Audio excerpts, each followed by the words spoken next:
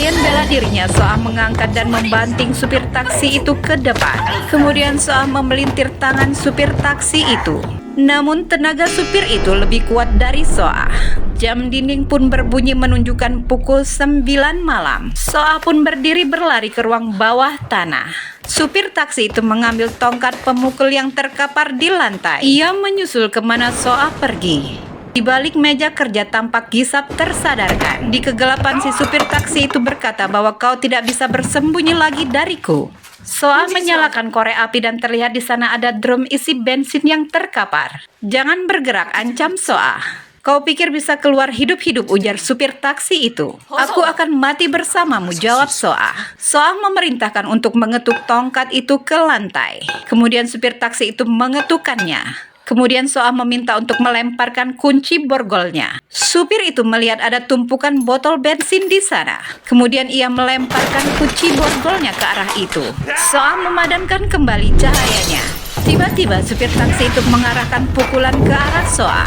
Korek api itu terlempar di tumpahan bensin dan seketika api pun menjadi besar. Akhirnya api itu mengarah ke tubuh supir taksi dan membakarnya.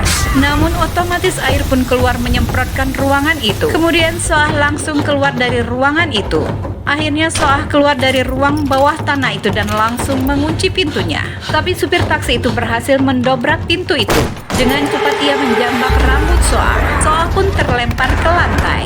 Tendangan dan pukulan bertubi-tubi pun diterima Soah. Kemudian Soah dilemparkan kembali ke dinding. Diangkat dan dilemparkan berkali-kali. Terlihat wajah supir itu hangus terbakar. Kemudian ia melepaskan tali pinggangnya dan mengikatkan ke tangan Soah. Bersiap-siap supir taksi itu pun juga membuka celananya. Dari belakang dengan cepat Gisap memukulkan tongkat ke kepala supir taksi itu. Di perjalanan polisi sedang bergerak menuju ke rumah panti asuhan. Polisi berusaha menghubungi rumah panti namun tidak ada yang menjawabnya. Kemudian polisi memutuskan untuk menghubungi polisi sekitar daerah itu.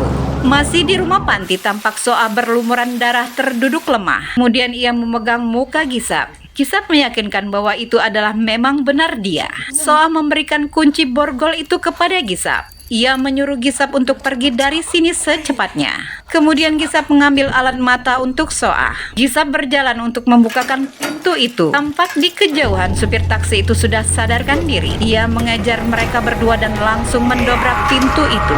Seketika mereka pun terjatuh. Gisap menjerit membangunkan Soah. Di belakangnya supir taksi itu berdiri dan bersiap untuk memukulnya.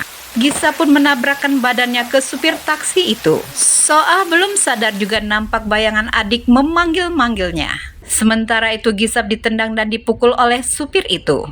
Di mimpinya Soah melihat adiknya menjerit terikat di mobil. Soah pun perlahan-lahan berdiri. Ia menuju ke arah mobil itu. Kemudian ia mengambil batu yang tergeletak di sana. Di bayangannya ia memukulkan batu itu ke kaca mobil. Namun kaca mobil itu tidak pecah.